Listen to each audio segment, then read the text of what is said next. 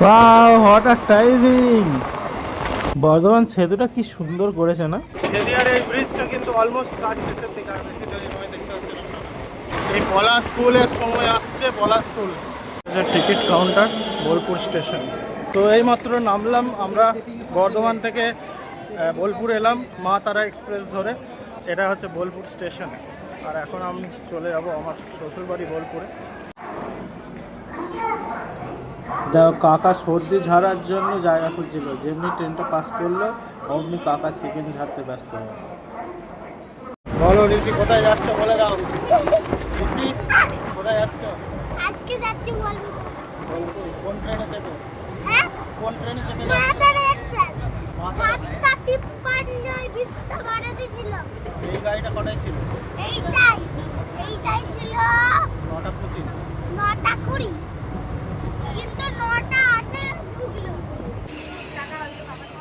এদিকে না। তো আমি এখন আছি মা তারা এক্সপ্রেসে। এই ট্রেনটা শিয়ালদা থেকে রামপুরহাট যায়। তো আমরা মোটামুটি রাইট টাইমের মধ্যে দিয়ে যাচ্ছি। এখন আছি ভেদিয়াতে, এর পরের স্টেশন বোলপুর স্টেশনে নেমে পড়ব। তো বন্ধুরা নমস্কার, আজকে আপনাদেরকে ইনফরমেশন দিতে এসেছি। বর্ধমান থেকে বোলপুর মা তারা এক্সপ্রেসের, যেটা শিয়ালদা থেকে ভায়া বর্ধমান হয়ে, ব্যান্ডেল বর্ধমান হয়ে, বোলপুর হয়ে রামপুরহাট যায়। তো এখন আছি বর্ধমান স্টেশনে, 2 নম্বর প্ল্যাটফর্মে ওয়েট করছিলাম। আমাদের মা তারা এক্সপ্রেসের জার্নি ছিল। মা তারা এক্সপ্রেস ধরে আমরা চলে যাব বর্ধমান থেকে বোলপুর। তো ট্রেন মোটামুটি রাইট টাইমেই আমাদের এই ঢুকে গেল এবং আমরা এই ট্রেনে চেপে যাচ্ছি এখন বোলপুর। তো এর মাঝে পড়ে দুটি স্টেশন, একটা হচ্ছে গুসকরা আর একটা ভেদিয়া। ঠিক আছে, গুসকরা ভেদিয়া পার করে আমরা শান্তিনিকেতন বোলপুরে যাব। এবং এর আগে যে স্টপেজগুলো পড়ে সেগুলো হচ্ছে, এই গাড়িটি ছেড়ে আসে শিয়ালদা থেকে ছেড়ে আসে সকাল 7:20। এরপরে নৈহাটিতে দাঁড়ায়, ব্যান্ডেলে দাঁড়ায়, তারপরে এই বর্ধমানে এসে দাঁড়ায়, তারপর গুসকরা এবং তারপরে ভেদিয়াতে দাঁড়িয়ে একবার বোলপুর শান্তিনিকেতন, তারপর প্রান্তিক, তারপর সাঁইথিয়া, তারপর তারাপীঠ রোড, তারপরে রামপুরহাটে পৌঁছে যায় বেলা 11:55 নাগাদ। এবার টাইমিং যদি একটু এদিক ওদিক থাকে তাহলে দেরি হয়, আদারওয়াইজ ওই টাইমের মধ্যেই কিন্তু পৌঁছে যায়।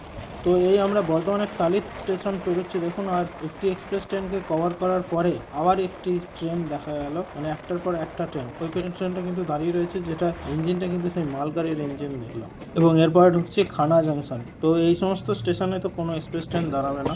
খানা জংশনে যদিও বা কিছু কিছু ট্রেন দাঁড়ায়, যেহেতু ওটা জাংশন, কিন্তু এই ট্রেন খানা জংশনে দাঁড়াবে। তো এই খানা জংশন থেকে আপনারা অনেকেই জানেন, খানা জংশন থেকেই কিন্তু, যারা জানেন না তাদের উদ্দেশ্যে বলি, এখান থেকেই কিন্তু বর্ধমান আসানসোলের একটি লাইন ভেঙে যায় এবং এখান থেকেই বোলপুর বা নিউ জলপাইগুড়ির লাইন আলাদা করে ভেঙে যাচ্ছে। তো দুটো আলাদা আলাদা লাইন।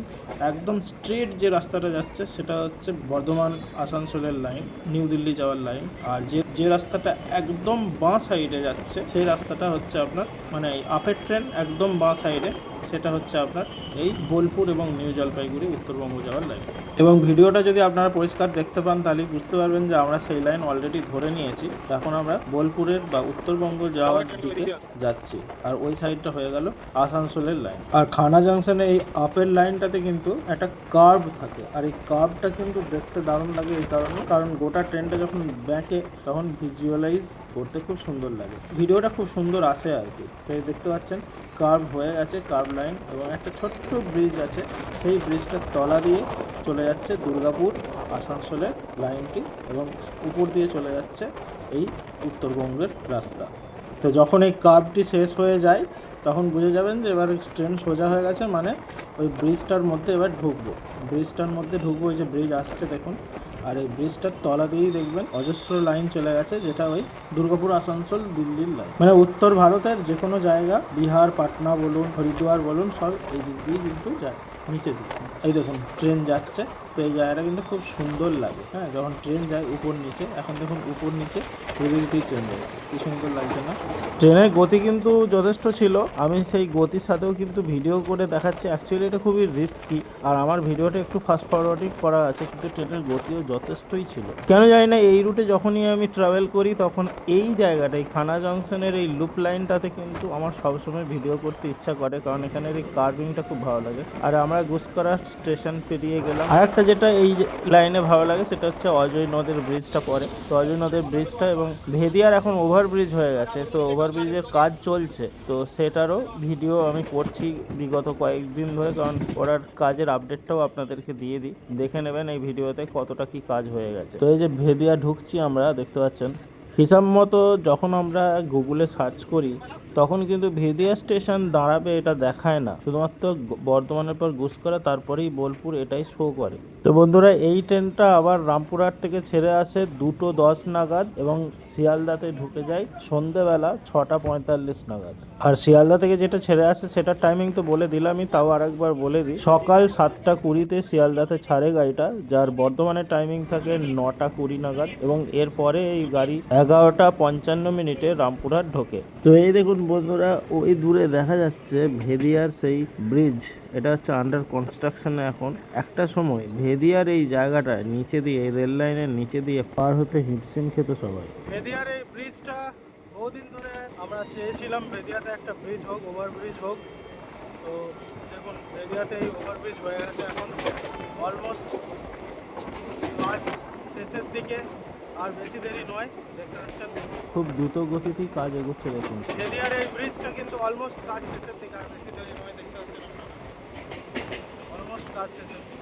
এর আগে বেশ কয়েক মাস আগে দেখে গিয়েছিলাম, তখন আরও পেছনে ছিল, তো এখন অনেকটা এগিয়ে এসছে। আশা করি এই বছরের মধ্যেই কমপ্লিট হয়ে যাবে। তো ভেদিয়ার এই ব্রিজটা পেরোলেই আমরা অজয় নদটাকে দেখতে পাই। তো বিরাট বড় অজয় নদ এবারে আসবে, আপনাদেরকে দেখাবো। এই পলাশ ফুলের সময় আসছে, পলাশ ফুল।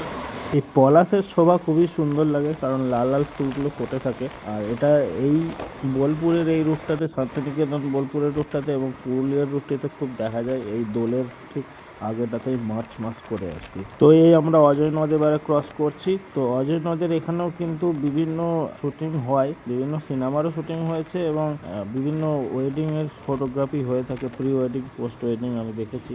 তো এই অজয় নদ, যে অজয় নদ চলে গেছে জয়দেবের ওই দিকেও রয়েছে এই একই নদী, এবং জয়দেবের ইতিহাসও এই অজয় নদকেই ঘিরে রয়েছে, যেটা অনেকেই হয়তো জানেন, যারা জানেন না আমি সেটা নিয়ে ব্লগ দিয়েছি, চাইবো মনে করলে দেখে নিতে পারেন। তো বন্ধুরা এবার আমার ঢুকবো পালা, শান্তিনিকেতন বোলপুর স্টেশন আসছে, আর নেমে যাব শান্তিনিকেতন বোলপুর স্টেশনে। তো যারা এই ভিডিওটা দেখলেন অবশ্যই আপনারা লাইক, কমেন্ট এবং শেয়ার করতে ভুলবেন না আপনার বন্ধুদের মাঝে। ভিডিওটা ইনফরমেটিভ লাগলে অবশ্যই শেয়ার করবেন। এবং এই ট্রেনটা এরপরে দাঁড়াবে প্রান্তিকে, তারপরে সাঁইথিয়া, তারপর তারাপীঠ রোড, তারপরে একদম রামপুরহাট। তো এইমাত্র নামলাম আমরা বর্ধমান থেকে, বোলপুর এলাম মা তারা এক্সপ্রেস ধরে। এটা হচ্ছে বোলপুর স্টেশন। এই বোলপুর স্টেশন, আর বোলপুর স্টেশন দিন দিন কিন্তু অনেক পরিবর্তন দেখা যাচ্ছে। এই এক্সিট, আমি এই বোলপুর স্টেশনটা আরেকটা অন্য ব্লগে ভালো করে কভার করে দেবো। এই হচ্ছে এক্সিট, আর আমি এখন বেরিয়ে যাব। তো আপনাদেরকে বোলপুর স্টেশনের টিকিট কাউন্টার এরিয়াটাও দেখিয়ে দিই একটু। তো স্টেশন থেকে বেরোতেই ডান হাতেই পড়বে, একদম ডান হাতে বড় টিকিট কাউন্টার, যেখানে আপনারা দেখে নিতে পারেন বিভিন্ন ট্রেনের টাইম টেবিল এবং ফেয়ার, আর এখান থেকেই আপনারা টিকিট সবগুলো করতে পারেন। এই হচ্ছে টিকিট কাউন্টার। তো এখানে বিভিন্ন ট্রেনের টাইম টেবিল দেওয়া আছে এবং তাদের ফেয়ারও দেওয়া আছে, তো আপনারা এটা ভালো করে দেখে নিতে পারেন। যারা এই বোলপুর থেকে বিভিন্ন জায়গায় যেতে চান তাদের জন্য এই তালিকা দিয়ে দিলাম আপনাদের। তো বন্ধুরা আজকের ভিডিওটা আমি এখানেই শেষ করব। আশা করি আপনাদের এই ভিডিওটা ভালো লেগেছে। যদি ভালো লেগে থাকে অবশ্যই আপনার বন্ধুদের মাঝে শেয়ার করতে ভুলবেন না। দেখা হচ্ছে পরবর্তী ব্লগে। Till then take care, bye, tata, জয় শ্রীকৃষ্ণ, হরে কৃষ্ণ হরে রাম, জয় শ্রীরাম, জয় শ্রীরাম, জয় শ্রীরাম।